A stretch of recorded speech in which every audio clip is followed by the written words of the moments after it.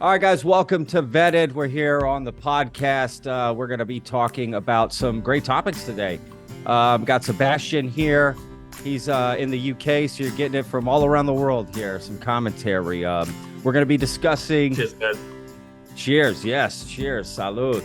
We're going to be discussing Jeremy Corbell and George Knapp going on the Joe Rogan Experience and talking aliens finally, and the hearing and all that. So that was great. We got a clip that we're going to discuss that we watched, and I'll share a link to it so y'all can watch it. We're going to be discussing Avi Loeb. He's made quite a discovery and a public announcement that we're going to be sharing about those fears and everything we've been discussing that you may know about. So something very exciting. And then Dr. Brian Keating as well. He as well went on the Joe Rogan Experience. We're going to be discussing a clip from that and a discussion that I thought was quite interesting that they had that we should, look over. And then Ross Coulthart, he's made some comments about David Grusch, and we're going to be discussing that. And then the last thing is the Pentagon's new UFO website. They finally got it together, AARO. We'll put a link so you can check it out. It's basically AARO.mil. And it's quite interesting. So stick around and let's jump in, Sebastian. Yeah. So I'm having a beer. I'm sure Patrick, you must know this beer. As you know, guys, Patrick, or you might not know, Patrick lived in Spain for quite a while. So this is a beer from Spain. I can tell already. I can tell already from the top. Yeah. So so it's a lot later. Obviously in the UK it's kind of 9 p.m. right now. So I mean, even for you, it would be a decent time now on a Friday afternoon at 2 p.m. to have a beer, right? I mean, no problem. Absolutely. 100%. Honestly, if I had a beer here, I'd grab one and have one with you, to be honest with you. Yeah, you're drinking Estrella, which is delicious. Yeah. That's definitely a super popular beer all over Spain. In fact, they drink it everywhere. Estrella Damm. And they have a blue label that's non-alcoholic as well. Great beer. Yeah, I thought it's fit. Like Estrella means star, right? I mean, we're talking about stars and space and everything. So, I mean, that's fitting, right? I mean, it fits to this podcast. Perfect. I need like an alien beer, like a UFO beer. Someone needs to start that. Out of this world, right? Out of this brewery. That's what you call it. Yeah. All right, yeah, let's talk about this Jeremy Corbell and George Knapp going on the Joe Rogan Experience. So just a little background on those two guys, right? They were in the hearing. Jeremy Corbell and George Knapp are two of the top figures. I'm sure most of the people watching know who they are, but if they don't, Google them, look into them. They got a podcast called Weaponized. They're investigative journalists. They put out documentaries. They work with Bob Lazar. They were responsible for putting I don't know, fully responsible, but definitely had a huge part in making the July UFO hearings, come to life, if you will. And they were there as well. And they were supposed to testify. And at the last minute, everyone decided that's probably not a good idea because we've got witnesses here. Well, what do you think, Sebastian? You saw the clip. You saw what they talked about. What do you think? Yeah, I thought it was a hugely interesting. I mean, the level of detail, they were able to provide on how they met David Grusch, and also about how David Grusch's kind of mission, came about, how he got this job, what his job description was. I mean, really, he had been tasked to investigate those sort of undercover projects and to see if they were leaking money, if money was spent almost fraudulently, not declared properly in government records. So it was his task to look into all that. I mean, I personally didn't know that. I mean, I obviously knew he was in the military, had some sort of role, but that he was actually tasked to investigate this. And then after he had talked to about, 40 people, he said, oh my God, I mean, this is the sort of much bigger than any of us anticipated. And really, I mean, I can't continue this in good conscience. I need to become a whistleblower. I need to kind of escalate this, right? So that I personally wasn't aware of, right? And then So they provide like a very important character reference, for him, that he is talk about his integrity, and that they are sure that he is the real deal, right? Yeah, exactly. And they independently verified his investigation as well, which I think is very important to mention. Separately, the inspector general. So that's like super key within the government. They also went and investigated the same witnesses, everything else, and said, this is urgent and credible, and allowed him sort of to come out. Allowed, I don't know if that's the right term, but they're not pushing back, at least. Other parts of the government supposedly are pushing back on him, and they talk about that in the podcast too, right? Everything that just a lot of pushback, right? They're trying to discredit him from having PTSD, going through problems with alcoholism. I even read some articles that just like people within that worked with him don't think this is the way to go. They don't think this is the strategy for him to take. And that's who provided a lot of the, I don't know what you would call it, counter intel, right, to some other reporters so that they could report, hey, he's got some problems. Don't listen to this guy. He's not credible. But to me, none of that matters, right? I don't think the guy matter. Like, he matters, but he doesn't matter. The things he said and the claims and the witnesses and the places is what matters. Let's just go check that out. If he's a good guy or not, I'm not sure if that matters, right? Does it? I don't know. No, I think you're completely right, right? And I mean, it's just that. I mean, I think we all, I mean, certainly I've been kind of critical of him because some of the things that he said, also in the hearing, were quite vague, right? Yeah. And not very specific, or you had the feeling he was pulling back stuff, and I mean, we were wondering why he was doing that, right? Now, Jeremy and George really gave a good explanation in that. I mean, they are really out to get him, right? They're really out, the government, to get him.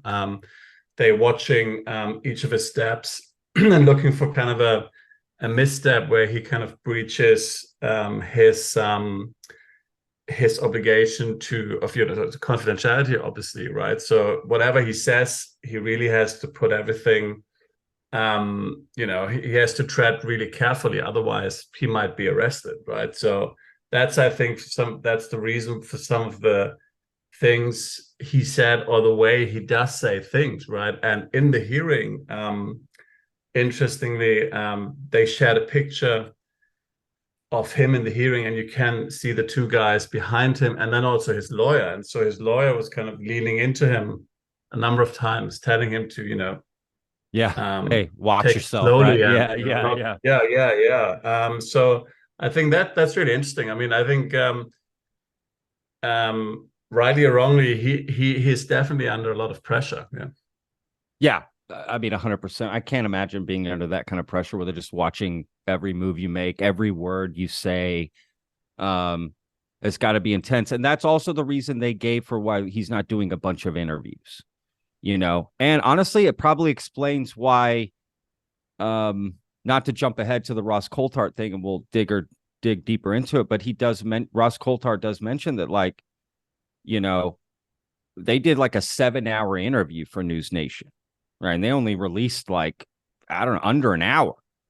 And I think that's why, right? Like, they just have to be very careful for the things he said of what they release. And that's why he hasn't done a lot of interviews, really. He's only done 2, a weird French newspaper and the News Nation, which might explain that French newspaper interview, because that makes no sense if you think about, like, why that thing. So yeah, he's under a lot of pressure. And again, I think just let's focus on his claims, where he's saying to go, the people he's saying to talk to, and everything else is kind of moot. I wish him the best. I hate to see that anyone's going through something like that. I can't imagine that kind of pressure with him and his family. Yeah, no, I mean, absolutely. And I mean, that then on top of that, I mean, there are all these strange, I mean, I'm not even sure you should call them coincidences, right? I mean, he said in the hearing, well, let's get together afterwards, right? I mean, top secret. I mean, in a confidential room, all of us, and I'm going to share all the details, the whens, the wheres, and all that sort of stuff, right? And that then didn't happen for some reason because it was just not possible, right? It's just weird stuff, yeah. Yeah, exactly. There's a lot of smoke, a lot of, again, they tell you there's no fire, but you see all the smoke. So what, why do these things? Yeah, they wouldn't provide a skiff for him, Oh a yeah, that's the word, secure, yeah, right. yeah, skiff for him to talk. But I learned that even Jeremy Corbell got a skiff. He's not even in the military and he's able to get a skiff. So that makes no sense to me. I'd love to hear that reason, because none of the Congress people had a good reason. They were like, we don't know why. We wanted to speak with him and he was denied. So yeah, there's just a lot of why are you denying that, right? Is it because David Grusch is about to uncover like our own, America's top secret military applications, right? Like it's not alien, but they're like worried he's going to come out and give up our secrets. I don't know, and is that a genuine concern to have? Yeah. And I mean, I was wondering what you were thinking, Patrick. So, I mean, since that hearing, we haven't heard anything from George Grusch, nothing, right? Nothing. So, what do you think is next? What do you think is next with him? I mean, what will happen now? Well, I know he's a part of a foundation called Soul. He works with Gary Nolan, nonprofit, and there's going to be some work on that. For sure coming out. That's what David Grusch has stated in like a statement. And then according to George Knapp and Jeremy Corbell, David Grusch is going to be coming out and doing more interviews and talking more. So maybe he's going to discuss more things. And Ross Coulthart also said he's going to be releasing more of that interview, which he said includes the best bits that he hasn't even released yet. So, who knows? But from David Grush's mouth himself, he hasn't said anything. So this is all coming from other people that know him, that they're saying what's going to happen. But they're also saying, and David Grusch might get pushed underneath, because they're also saying that like firsthand witnesses are going to start to come forward now before the end of the year. So people who actually supposedly worked on these craft, touched them, involved in the programs, are going to come forward. I think when those people start to come forward, David Grusch may, kind of like Lou Elizondo. Right, where's Lou Elizondo now? That guy was. Where is he now? Yeah, I mean, that guy was the David Grusch, and now he has completely dropped off the face of the earth. It seems like in the UFO community. So he had this big book coming out, all this stuff. Just nothing. So yeah, I'm curious myself what's going to happen. I mean, you're right about Luis Elizondo. I mean, I completely agree. Yeah, I mean, he was very high profile. I mean, now you can see people like Jeremy Corbell and George Knapp. I mean, their profile was raised significantly through this whole David Grusch thing. Even Ross Coulthart, even more. I mean, he was already very prominent. But yeah, I mean, other people like Luis Elizondo have sort of, kind of vanished, at least temporarily. I mean, we don't know what he's coming up with. But I mean, I said to you the other day, right? I mean, the thing that David Grusch, that in a way, I mean, not directly, but at least in a weird way, confirmed everything that Luis Elizondo said. That there is a government projects and secret departments and almost like Man in Black style covert operation under the ground where they, run all these projects and sort of deal with aliens on a daily basis, or so it seems, right? And so, yeah, I mean, in a way, he has been vindicated, right? I mean, everybody thought about, not everyone, but a lot of people thought about Luis Elizondo. He's like, an attention seeker, Sure.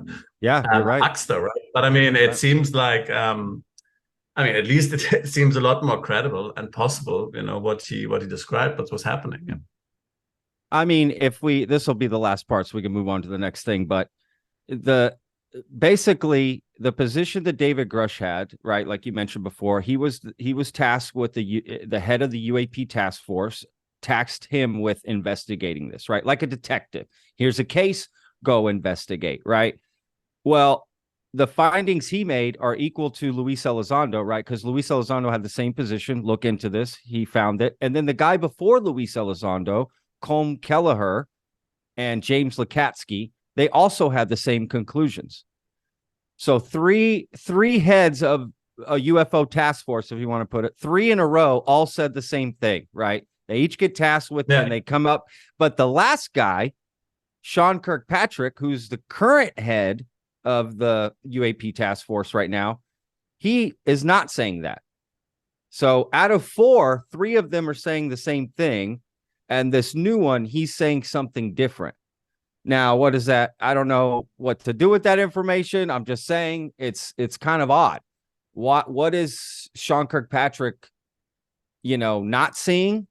Or is he seeing the same things they saw and coming to a different conclusion? Or he's not seeing it all? Or it's just very confusing. He hasn't been offered a good book deal yet, Yeah. So he would change his tune as soon as they show him the money. Right? You're right. He's like, show me the money, then I'll start saying there's a program. Yeah, that's funny. But I will say, we'll tease it for the end, because the last thing we're talking about is the AARO website.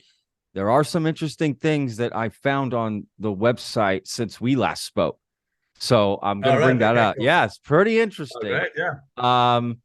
So it's not all like, it looks like a ninth grader put that website together, but there is some hidden Easter eggs that are quite interesting. So anyway, let's jump to this next story, which is Avi Loeb.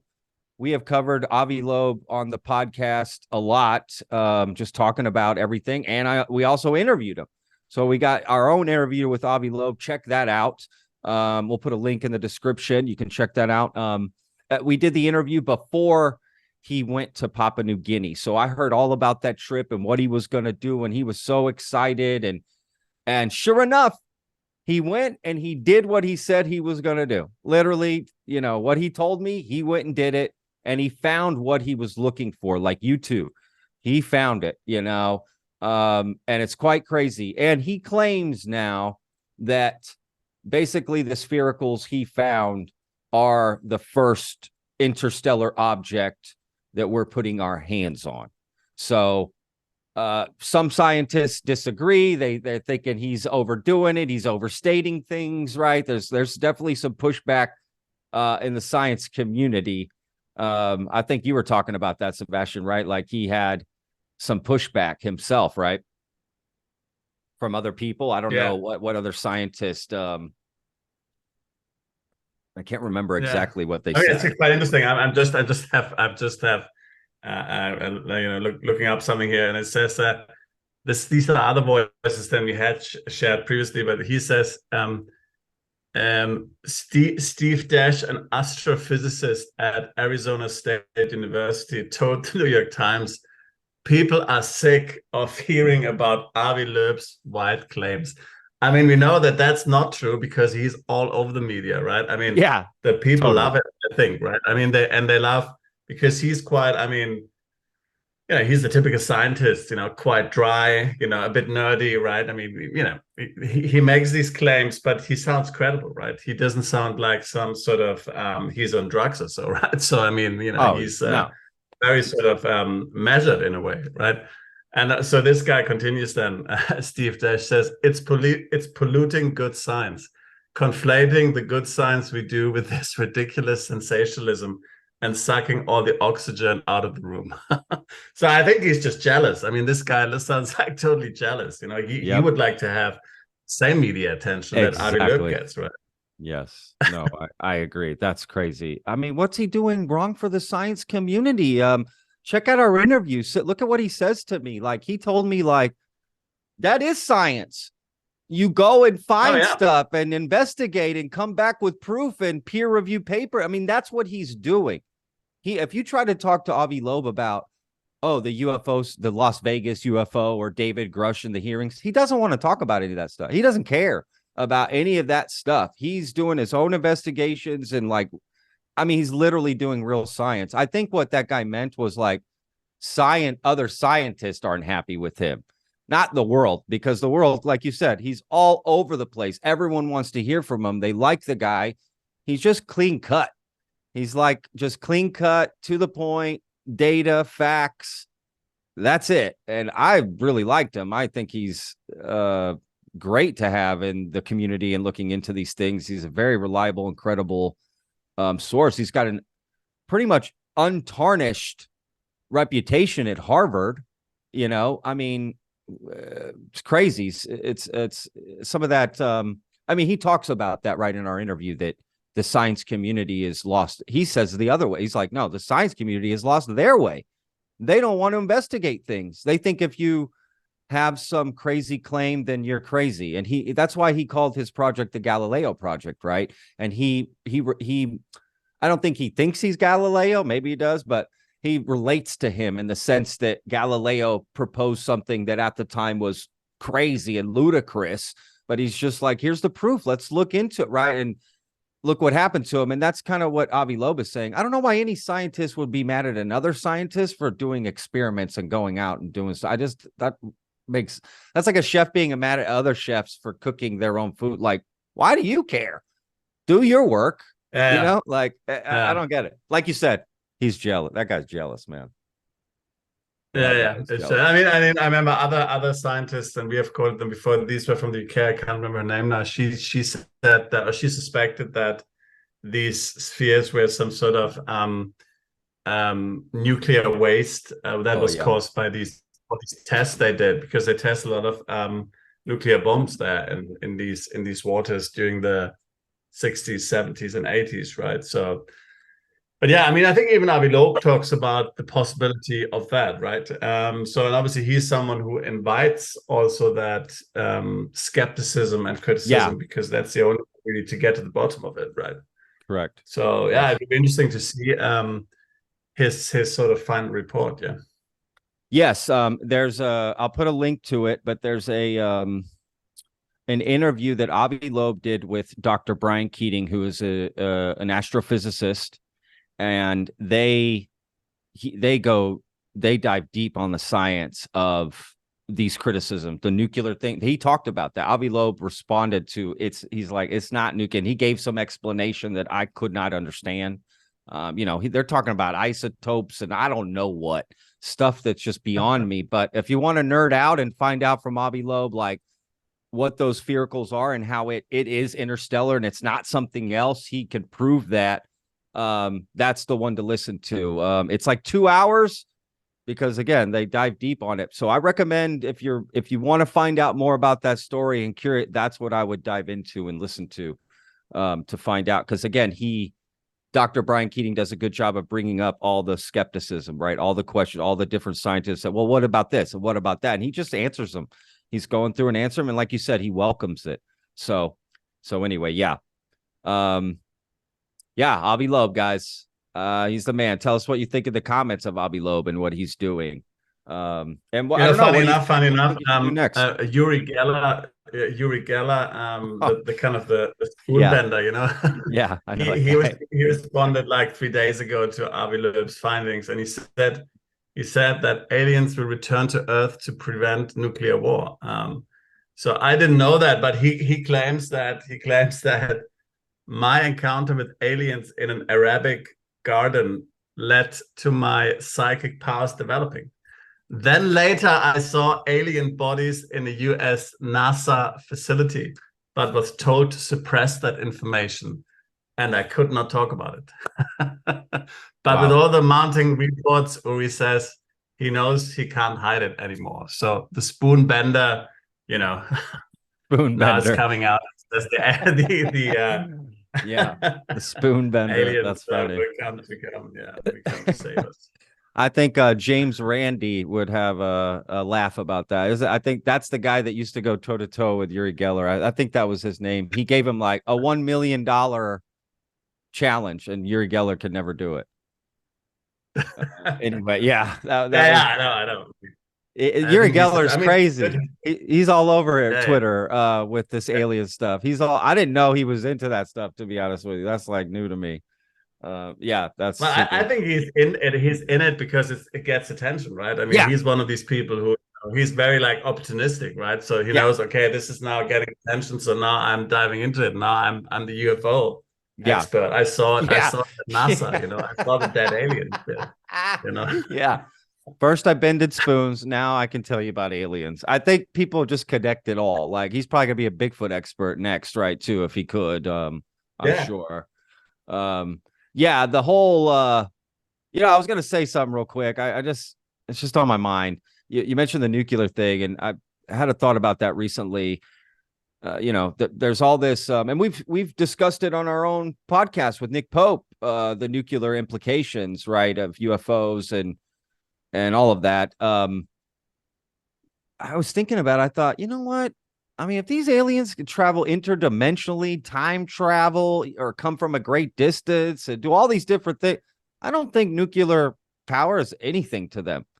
I'll be honest. I don't think a nuclear blast is nothing to them. I think it's like a BB to us. I really started to think about it. I thought that probably is nothing to them because really a nuclear blast, I mean, it's big, but it's not that big. It's not like it encompasses the whole world or a continent or a state. I mean, it barely covers a city, and you have to use like a different style nuclear bomb. I think with fission. But anyway, I just thought, I don't know, man. I don't think that's making sense. I just think it would be nothing to them. But anyway, who knows? I don't know. All right, Dr. Brian Keating. Again, I brought him up earlier.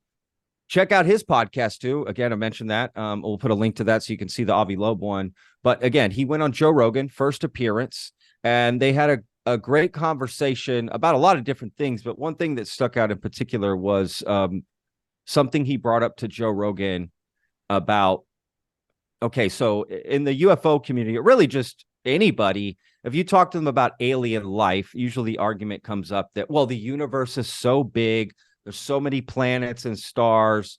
We can't be the only ones, on Earth that's living, right? There must be other life probability because of the vastness of space. Well, he makes a counter argument to that, saying that doesn't mean anything. Look at Antarctica. He gives as an example. Antarctica it has 4 animals all over, and we're one of them. It's just because of vastness of space doesn't mean the probability will be higher, according to him. And then he proceeds to also sort of lay out the different variables that he thinks Earth needed. Well, I guess it is proven that Earth needed to have, right, for Earth to become Earth and life to get created on Earth, right? Jupiter, absorbing different asteroids coming in, the moon, it's the way it perfectly is in a gravitational force around the Earth and creates, our oceans and blah, blah, blah, the waves and tectonic plates movements. I don't know, different things that he said. Okay, you add up all these things that life needs, to happen on Earth, and now the probability isn't so high. In fact, he says the probability becomes equal to the number of stars that have ever existed in the universe, not just the ones that are currently there, but ever existed.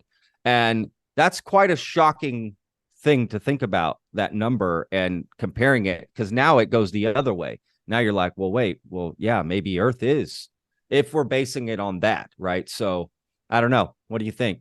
Kind of an interesting discussion. Yeah, to me it makes sense. So I often ask myself the same thing. I mean, I essentially ask myself, why do human beings think that evolution stopped with them, right? Yeah. There might be already a much more intelligent species out there, I mean, on this earth, and we don't have the intellectual capacity to grasp or understand who they are, what they are doing, and how it's all connected, right? I mean, think about a chimpanzee. A chimpanzee and human beings share about 99% of their DNA, right? So there's only 1% difference, right? Yet a chimpanzee, as lovable and intelligent as there are in many ways, I mean, they have no idea about the world, right? I mean, they have an idea about their little, they're part of the jungle, but they don't know what human beings are. They don't know what cities are. They don't know what a 401k is. And you could never explain it to them. even the most intelligent chimpanzee would never be able to understand what a 401k is, or what elections are, or what politics is, or, you know, I don't know, all these, you know, or many of these things that are a clear reality in our world. So why do we think that there isn't something out there, I mean, on this planet, right, like a parallel world that's dominating ours, that we simply don't have the intellectual capacity to understand, to grasp, or even the senses to see, hear, feel, right? And I mean, and yeah, potentially all those alien encounters, those things that we see, spaceships or whatever phenomena that we don't understand right now, they might not originate from out of space, or in fact extraterrestrial, but might somehow be originating from this place, but are just from a different reality that we don't have the capacity to understand. Yeah, absolutely. I mean, that's such a phenomenal point, Sebastian. It really is. It's such a great point because it's so true, right? I started to think like, okay, all those different variables that we needed for Earth to exist the way it is, right? And my argument is, well, maybe we got shortchanged. Maybe we should be way more advanced. Maybe we should be way ahead than we are. But these different variables set us back, not set us perfect. We just assume we're perfect as humans. Like this is, oh, look at us, we're building cities, we fly to the moon, we got cars, we're at the top technologically and only getting better, right? Like you said, we're the top of the food chain. This is it. But what if we were supposed to be more and some of these things held us back? So in other parts of the universe, those things aren't there and they're not held back and they're able to advance more, right? Like there can't just be one. I mean, the saying goes in America, there's more than one way to skin a cat, right? So it's true that there's more than one way to cook a steak, more than one way to cook a hamburger. I mean, you name it, there's always more than one way to do the thing. So I just think that life is far more precarious and vital and just can get through anything and survive and live and get through. But this idea that there's this other thing we don't understand around us is completely possible, because all you have to look at our history to prove that.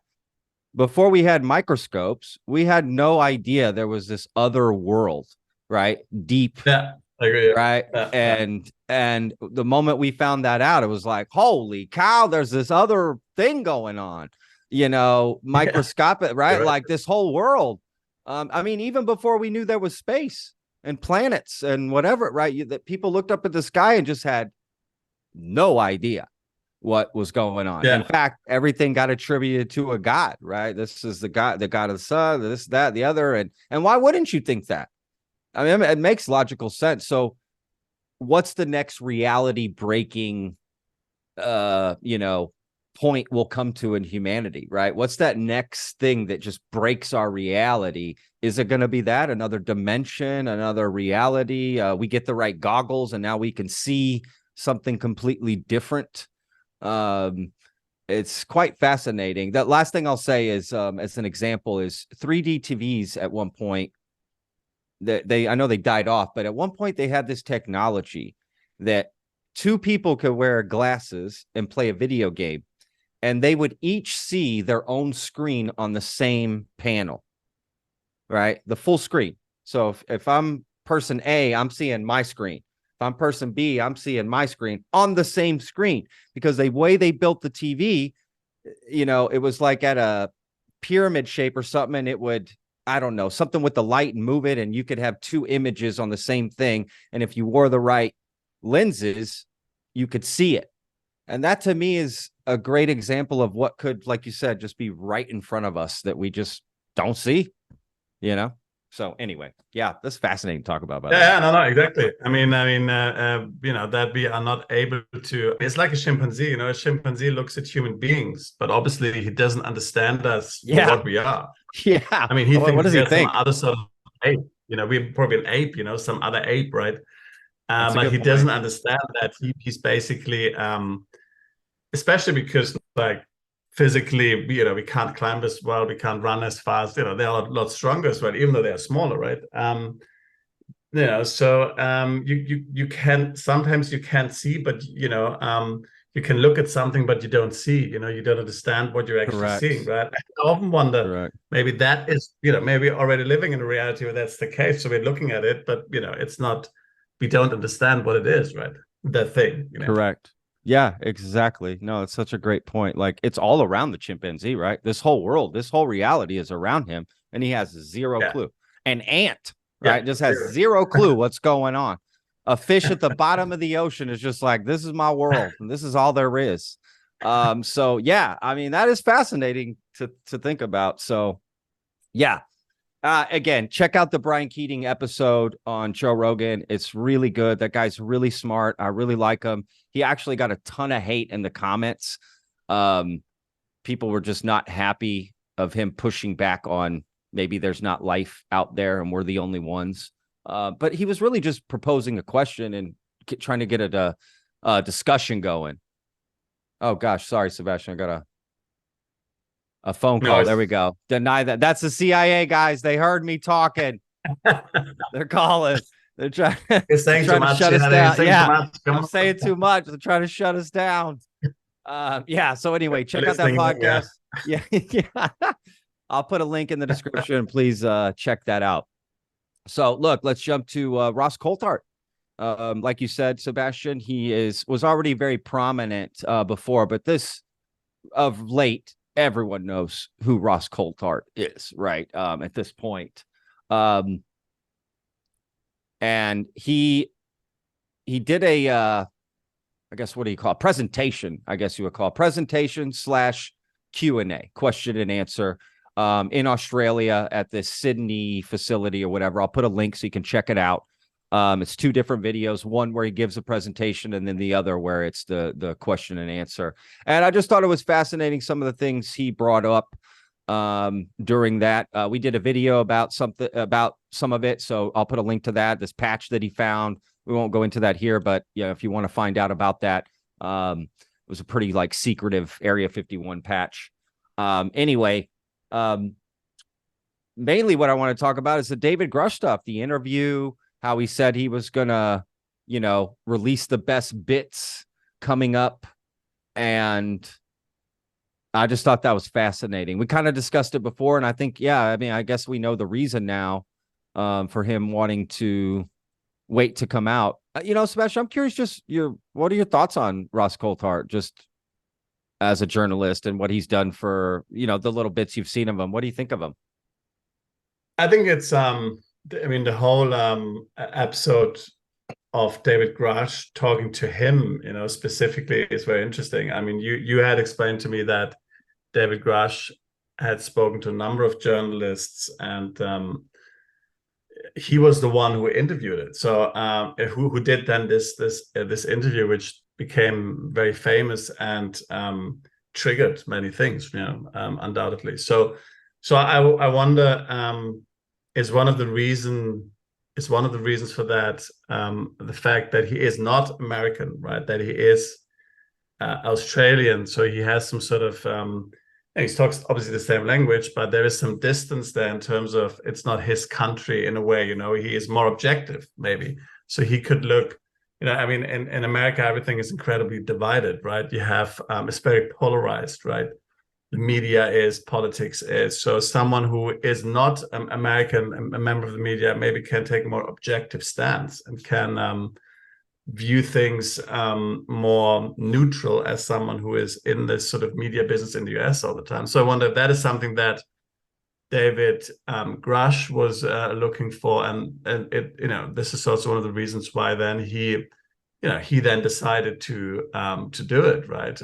Ross Coulthart. So I think it's really fascinating. I mean, I think, although he is very prominent, he worked on these big shows, these news shows in Australia.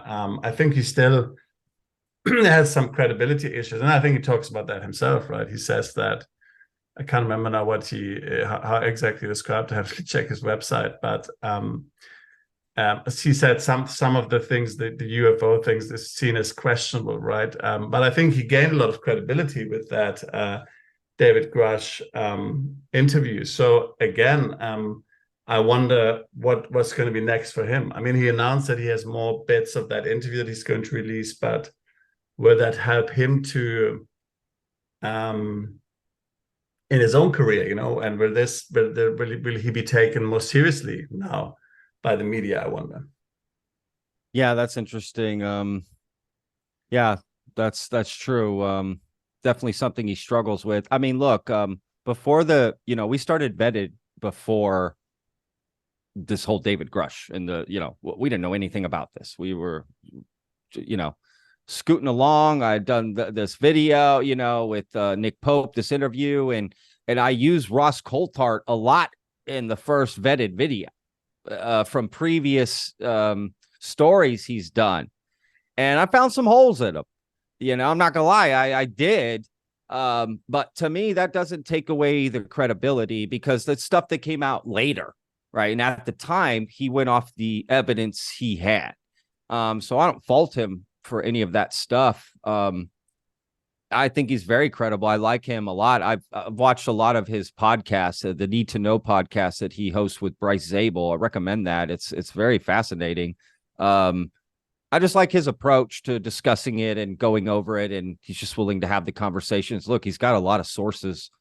He apparently knows a lot of stuff he's not coming out with.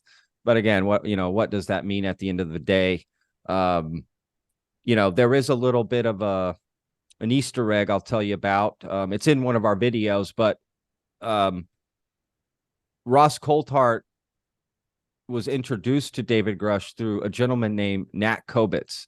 And I think that's a name that isn't known, that people need to pay attention.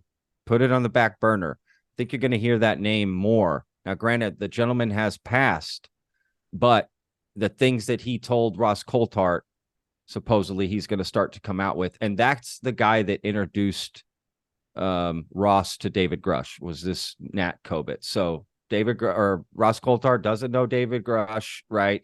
And he gets this third guy to introduce them. And clearly David Grusch was like, well, I met Jeremy Corbell and George Knapp, right? He could have done the interviews with them, but he clearly chose Ross for a reason. I think, like you said, he's not American. He's got some distance, probably a little more credibility in the journalism. I mean, he's won awards. He's, all these things. And I think the connection of Nat Kobitz is what cemented it, because David Grusch really looked up to Nat. And I think it was like, yep, use this guy. This is the guy. So I don't know. I'm curious what people think in the comments. Let me know what you guys think of Ross Coulthart and just how he's approached the David Grusch. Has he done it right? Should he have done it differently? Should he do more? Should he just release this whole interview, get it over with? Are people still going to want to see it like 6 months from now if other whistleblowers have come out? Does that make sense? It may be like old news by then if it's, I don't know. Where was the David Grusch interview recorded, by the way? I mean, it looked like a home. I mean, was it somebody's home, or did they just rent an Airbnb, or how did that come about? That's a good question. I don't know that I've ever heard. The only thing that I know, and again, I'll put a link to the video that I made on Vetted about this, where I really dive deep into this whole thing. I know they did it's definitely in America. Okay. I'm gonna figure this. It's definitely in America. That's all I know. But I know they did a pre-interview. So before they did the News Nation interview, David Grusch sat down with Ross Coulthart and this Bryce Zabel guy, and actually Bryce Zabel's son, who's a camera guy. And in Bryce Zabel's home, they recorded the pre-interview the day before David Grusch's. So I would imagine wherever Bryce Zabel lives, same area. That's where they did it, because they went to Bryce Zabel's home, recorded on a regular, home camera, basically the same interview they were going to do, but they wanted to have their own footage in case the one they recorded with News Nation, because News Nation owns the interview, was going to be like, you know what? We don't want to do the interview anymore. They were going to own the footage. So he wanted to have this other thing. So yeah, you saying that and me putting that all together, I can't imagine they the next day traveled somewhere super distant to do it. But maybe they did. I don't know. They've never talked about where they did the interview. It kind of looks like a set, doesn't it? I don't know. It kind of doesn't look real, like a real place. It looks like they set it up. I can tell from like these pictures that they took from where you see the whole crew and the lights and everything. You get a much better idea of and it looks like a set to me, but I don't know. It's too hard to tell. You can't really tell. But I mean, as you're saying, I mean, the whole story, I mean, how this interview came about and how they did it is a story in itself, right? I mean, it's fascinating what how they did it, right? I mean, and obviously they are right to be cautious. If you go on Ross Coulthart's website right now, which we link to later, he basically has templates there for people to appeal to their news organization, news or local news organizations, and also including the one in Australia, which is called ABC, but which is basically not the American ABC, but it's like the BBC, right? It's the state broadcast in Australia called ABC, right? So and yeah, I mean, there he clearly mentions that he's worried that they just shut it down, right? I mean, they don't give it enough exposure, right? So he writes. So there's like a letter. There's a template on his website that he asks people to basically sign and send to the media. And he said, so why isn't the ABC and the ABC as in the BBC, but in Australia, investigating this? While I'm, of course, aware that there has historically been an unwarranted stigma, and this is such a nice term, an unwarranted stigma associated with this area, being UAPs, interest in UAPs is skyrocketing, and I implore you to look into this in the national interest. Then he's referring to all those US politicians that are basically backing investigation of these topics, like Chuck Schumer, for example, right?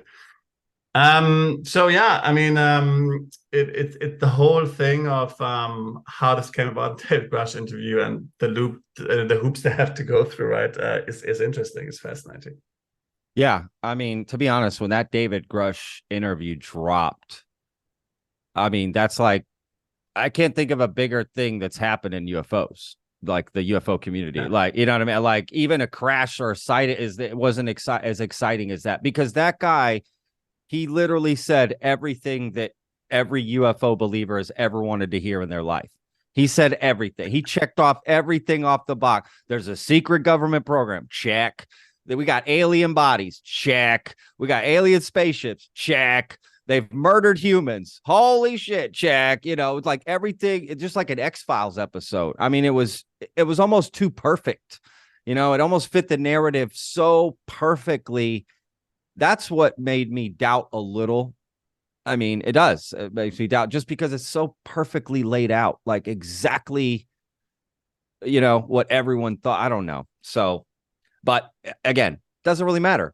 He said he wants to give places, people to go to and just find out. So why aren't we doing that? I mean, that's the answer we need. Why is that not happening? And a lot of noise gets thrown out there. And so what happens? People start to forget about David Grusch and his claims. It's already happening. People are starting to move on to other things. And it's like, you got to keep, no.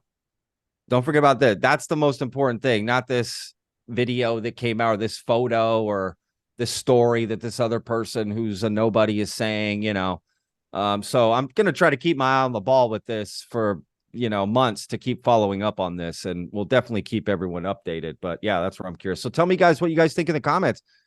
What are you looking forward to from hearing from David Grusch? What do you think his next step should be? Do you believe his claims? Are are they dubious? Are you excited? I don't know. Curious what everyone says about that. So yeah, that's the big question. What's happening next, right, with him? And I know. Is it going to fizzle away, or is it going to be, is there going more to come? Yeah, no, let's hope he is able to tell us more. Yes, that's That's pretty much all we need. Because again, there's no other claims to go to past that, right? Like he said the golden thing that everyone wanted to hear. There's nothing else to look into. Like, that's it. That's the one. So anyway, I'll put a link to all of that with Ross and the different podcasts. So there'll be a lot of links for this. That's why I like doing these podcasts, because we do provide a lot of different stuff, and you can go check it out and dig in on your own and dive deeper. But let's jump into this last topic, Sebastian. We've got the Pentagon's new UFO website, AARO. I'm going to pull it up here just so I can laugh at it for a second. Yeah, I mean, check it out. I mean, it's not horrific, but it's definitely like it seems like someone just putting together their first website. So take that, take that basic. For what you will. Yeah, it's super basic. It took them over a year to put this out. Again, I think they got a lot of pressure from Ross Coulthart. Coincidentally, he had put out this tweet that went viral. Basically, all he wrote was, it's been over a year since AARO started, and they don't have a website, a phone number, an email address, or anything. And they've put out one tweet since they started, their very first tweet. And their first tweet was, we're going to keep you informed on everything. Subscribe to us, and we'll be posting all updates on our Twitter. And then they never posted anything or did anything. So I think some of that backlash, like, oh, okay, guys, we need a website. Let's get a website out there. And they, throw it out there. So, check it out. There's a lot of stuff on there, and then there's a lot of coming soon stuff. So they're making a lot of promises, again, kind of like the tweet, that there's going to be more coming on the website soon. But this is just, getting everyone started. I do want to just read the mission statement here for the All Domain Anomaly Resolution Office, AARO. Again, that's the Pentagon's response to this whole UAP phenomena, right? They started this office to look into UAPs.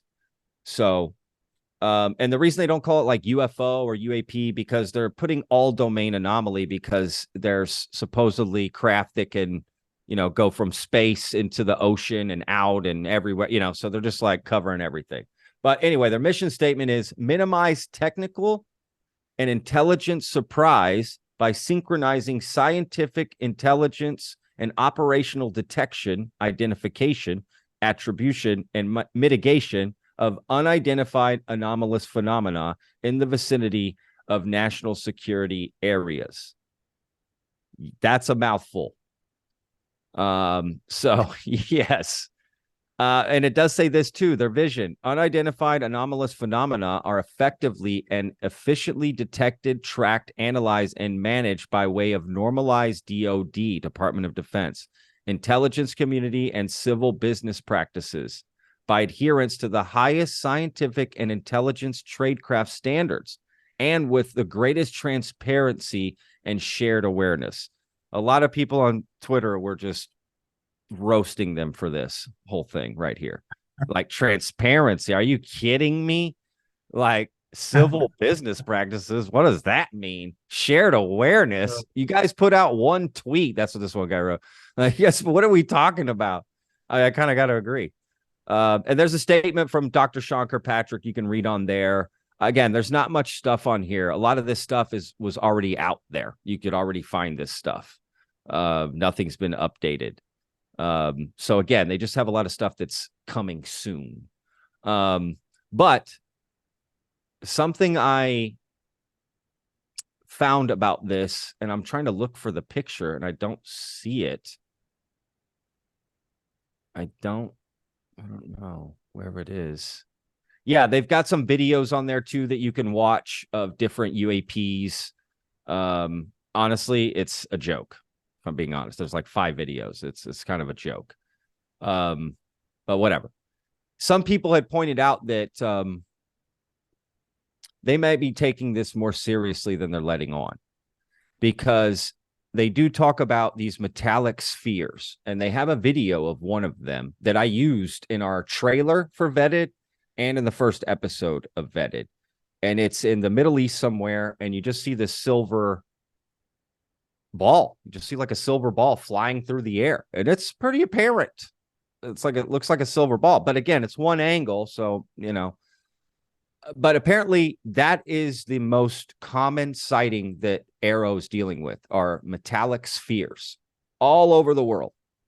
They're getting tracked, analyzed, and they're tracking them through like compounding data. So they've got satellite data, on the ground data, eyewitness testimony, right? Kind of triangulating this whole thing together. And that's pretty fascinating. People are like, hey, maybe they are onto something, right? There's kind of this little community kind of, maybe AARO is getting onto something. I mean, they are readily admitting that these spheres are everywhere and flying around, and they have no idea what they are. And I'll be honest, they do admit that they are making movements that they cannot explain, just very sharp at whatever they're doing. And that's interesting. That's kind of interesting. So that's kind of like the new UFO. There's the no more flying saucer. The new UFO is a sphere. Yeah. That's it. That's the new UFO. So I don't know. What do you think of the website? I mean, the whole thing. I mean, the problem is just so much. It's so cliche, right? I mean, everybody expected them to do a poor website, and then they did, right? I mean, so everybody thought, okay, just going to do a website. It's going to be like a fig leaf of a website, an alibi of a website, so you can say you have a website, right? Yeah, but it's not really going to be. I mean, if you look at any, not even very big, but sort of medium, big, or small business in the US, they would have websites able to be put together in like a couple number of weeks, maybe month. It's just like unbelievable. I mean, either they want to, as you suggested, before, they want to kind of keep a low profile intentionally, right, for whatever reason, right? Or they just don't seem to care, really. Yeah. That's hard to tell, right? People's motivations. It's almost impossible. I mean, you can try to judge off their actions, but their heart and like how they really feel. There's people in two different camps. There's people that say Dr. Sean Kirkpatrick, who is the head of AARO, and again, I've mentioned him in lots of vetted videos. I even did a video on him. Going back on his work, like he did say these two different things back to back. It didn't make any sense. I'm not going to lie. It was very like whatever. So, but anyway, people are thinking that he just doesn't care about this. He just doesn't care about that. He thinks it's all nonsense, and he's just doing it because he got assigned to do it. The same way David Grusch was assigned. And David Grusch, Ross Coulthart admits that David Grusch, when he first was informed that he was going to be looking into UFOs and he got tasked with this, he was like, this is a joke. Why am I, this is nonsense. Why am I looking into this? And the story goes, he was in a bar with a friend, and the friend was like, maybe it's not nonsense. And he was like, oh, okay. And so he went after it. But anyway, I don't know. It's hard to tell where AARO is going. At the end of the day, the best way to judge AARO is what they provide. What are they doing? Like how much investigation and what do they provide? At the end of the day, does the website look good? That doesn't really matter. If they're providing good information and there is transparency and they're doing good investigative work, then these other little things won't matter. But I think people focus on them because it's just like they don't care. So you start to just pick apart everything, right? You know what I mean? You just start to pick apart anything they do. And the word is out there that a lot of these whistleblowers, they don't trust AARO at all. So they're not going to them with all this information. They're trying to find somewhere else to whistleblow, and that's interesting because you would ask, well, did David Grusch go to AARO? Did he whistleblow to AARO? No. He apparently gave the information to Dr. Sean Kirkpatrick, the same information he had, right? And the Inspector General looked into, and he according to David Grusch, he never heard back from Dr. Sean Kirkpatrick. So take that as you will, right? Like, what does that mean? I don't know. I think it's just one of those things of we just got to wait and see, what they do. But one of the Easter eggs on the site is supposedly this like metal sphere that they're posting somewhere on the site. I can't find it anywhere, so I don't know where it is. I can't find the sphere. I don't know where people found that. But anyway. Maybe it's removed already, who knows? Yeah, they might have got rid of it, to be honest. That's possible. Because it was like a stock image. It was a stock image that was labeled like alien artifact, and they used that stock image on the site. And they're like, alien artifact, why would you use that? Are you trying to tell us something? It's like, no, let's be honest. Whoever designed the website was just Google's, let me get some alien pictures for this thing. They didn't take this seriously at all. They just, threw it up there. I mean, why would you use that otherwise? It's kind of misleading. Because I think it's do it. No, that's it. Go ahead. Yeah, I mean, I think that there was an expectation somehow that they would take kind of leadership of this whole issue, that they would be more in the driving seat. But it doesn't like that they want to be, for whatever reason. Because that's not the type of website they put out, right? The type of website they put out is kind of meek and sort of this sort of looks very bureaucratic, so kind of website of a government department, which they are, of course, yeah. But I mean, for example, you won't find any coverage on there about the congressional hearing, right? It's all like exactly. It's not that they have made an effort to really collate all the information. I mean, what do they need to do? I mean, all they need to do is a couple of graduates or even interns, put them together in a room for a year and collate all this ton of information, right? That they have, have available. In fact, they have there is a section on congressional reports and briefings, and the latest congressional hearing which they have on there is from April 19th, right? So that's the latest one, right? It's some sort of Senate Armed Services Committee. That's the hearing. One he did. He was at it. He led that one, or was giving testimony. All right. Dr. Shankar. So yeah, Patrick. It's like it's. I think it's hard to understand what they are. What they want. How they see. I mean, how do they see themselves? I mean, are they just like, do they want, I mean, they certainly don't seem like they want to lead in this field. Yeah? That's a great point. I mean, it really is. That is it pretty much. Like, people thought they would be leading this whole thing. And you're right. I didn't even notice that. They don't have anything about the hearing on here. Nothing. I mean, that's insane to me. Honestly, that I didn't even notice that. Yeah, that's insane. You're right. Again, they just threw out this website. It's been over a year. And it's funny, it says Dr. Sean Kirkpatrick, director, but director of what? I mean, how many people are working on AARO? It could be just him. Maybe he had to make this website on the weekend. He was like, oh shit, I don't know. It's like, who are the other people involved? Like, are they temporary? They coming in, they get 5 hours a week from their normal job, and hey, look at this case. I mean, again, how much effort is being put into this? It looks a bit half-hearted. I think that's that's my without a doubt. I mean, there's clearly right, they went all black, space, right, dark, alien. Like, it's honestly, I would have made this bright and vibrant and open, you know what I mean, friendly.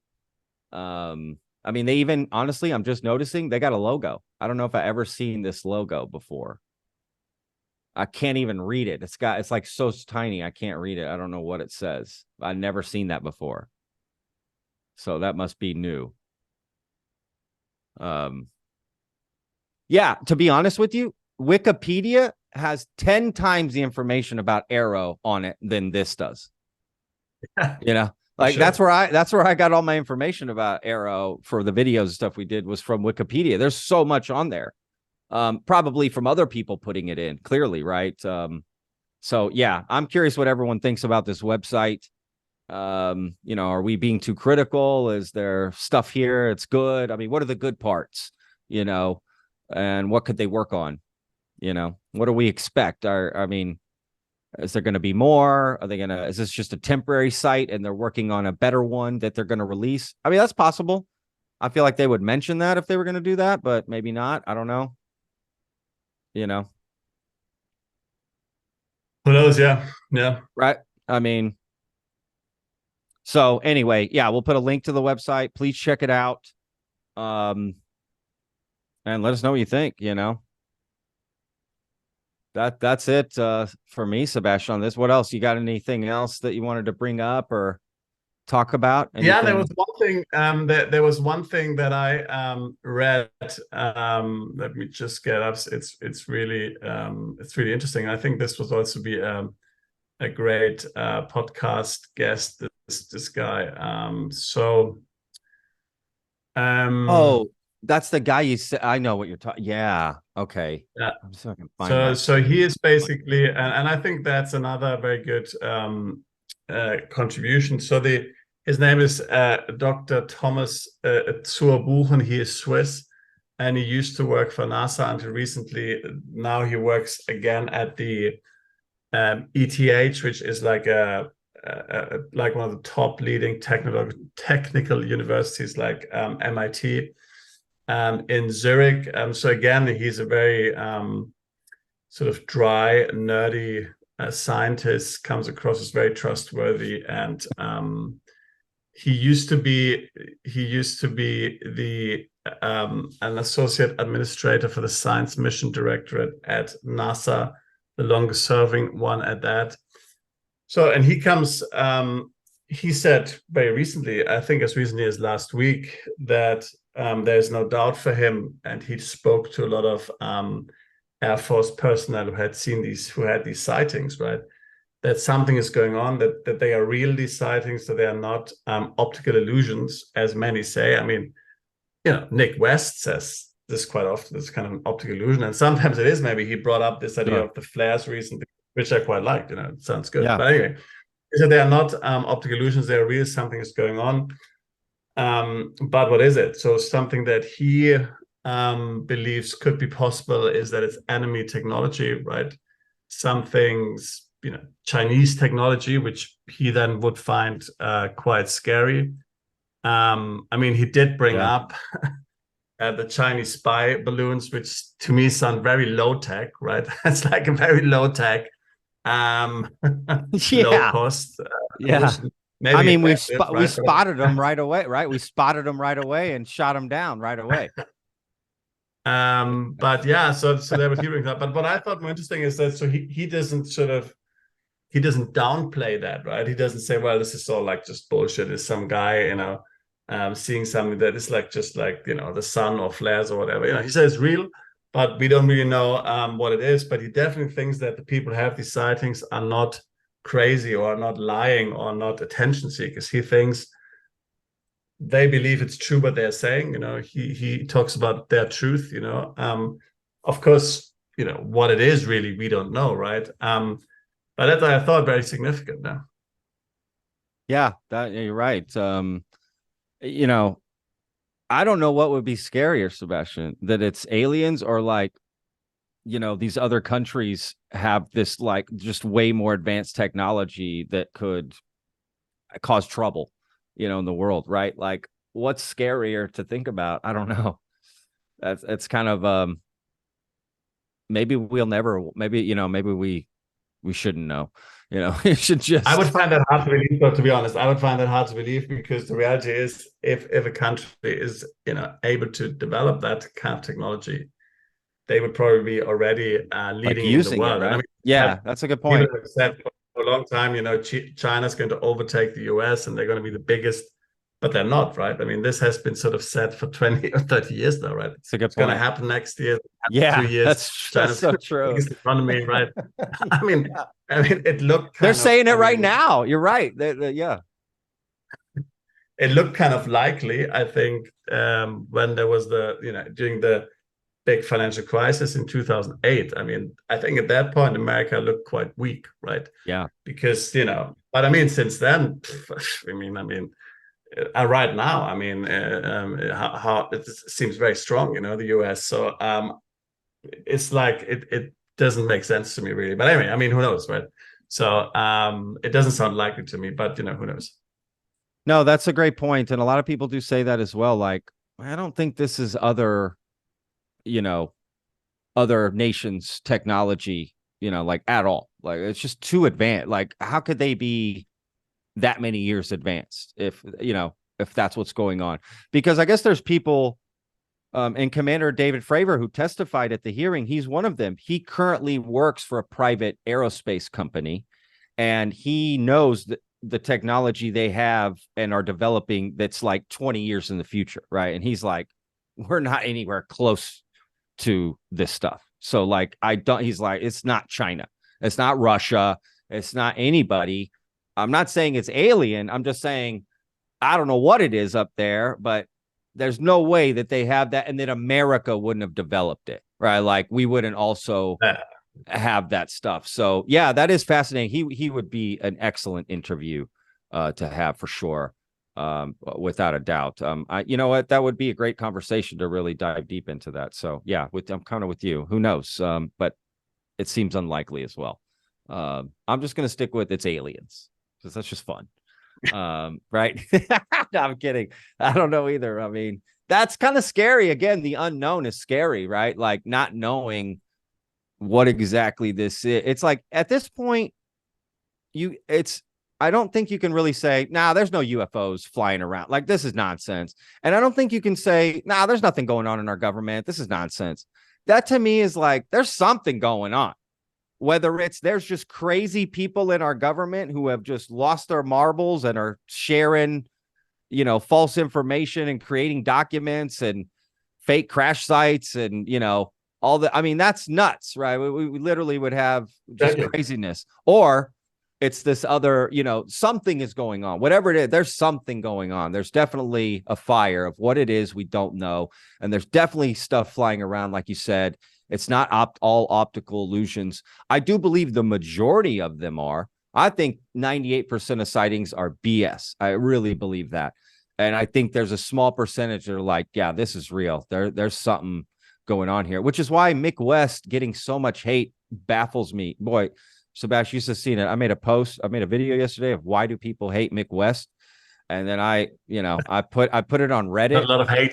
Oh, I mean, the hate for this guy is unreal. And I put it on Reddit and it just blew up, man. People were just, everything I said in the video, they did in the comments. I was like, did y'all not watch the video? Like, what is going, like, I asked someone the simple question, explain to me how hate has any room in the search for UFOs, right? Explain to me where hate somehow should be involved. If you don't like someone, don't watch them. Focus on the things you want to look into, I heard a quote one time from somebody that said, focus on the things you want to love, not the things you want to destroy. I love that. Right? Focus on the things you love and want to look and build up, not the things you're looking to like break away and destroy and get. I mean, why put your energy there? So, but anyway, yeah, every comment was ironic. Every comment was just because Mick West is a this and he's a that and he's a, it's like he's just looking interested. I mean, my argument is we should be more skeptical than anybody if we're looking into UFOs, right? Because we really want the truth. So we should be the most skeptical. But yeah, not a lot of people. Not a lot of people agree with that. So they had fun just bashing him. But according to Mick, he doesn't mind. That's his thing. He's like, man, used to the hate. I ignore it and I move on. And it is true, man. I've seen that guy get so much vitriol and he never engages.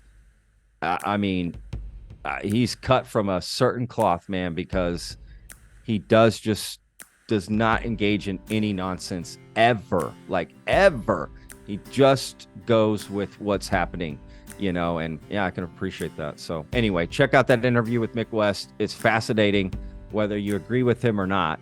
It's a fascinating interview. And as I pointed out in the video yesterday, I'm releasing the video of Mick West, the second interview I did with Mick West, which is no UFOs. So this will be a chance he has not done an interview like this because anyone that gets him on wants to talk UFOs. So I'm glad we did this other interview where we didn't talk about UFOs at all. I talked about his history. Where did Mick come from? Why did he, developing all the video games he developed and all these things and all these stories about him and getting to know him as a person. I think hopefully maybe that will help some people understand maybe his motivations, You know what I mean? That he's just a good guy trying to look into this and not trying to disparage anybody. And yeah, so let's see how people respond to that one. Sounds great. Well, anyway, yeah, that's all I got. What do you think, Sebastian? Perfect. You do good? Thank you very much. Well, it was great talking. Talk soon, and yeah, let's see what's happening to the Midwest video. Yes. Yeah. I mean, it's going great right now. So yeah, we'll see what happens in the next one. So anyway, all right, guys, that's it. I'm Betted. I'm Patrick. That's Sebastian. We'll see you guys next time. Yeah. Bye, Sebastian. Bye.